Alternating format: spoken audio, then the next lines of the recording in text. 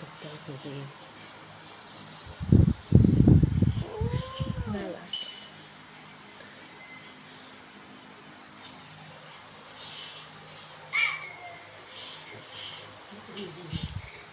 คุยเก่ง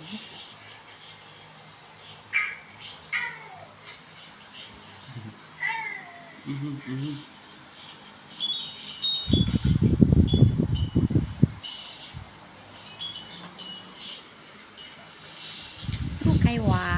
เหมือนหมาเลย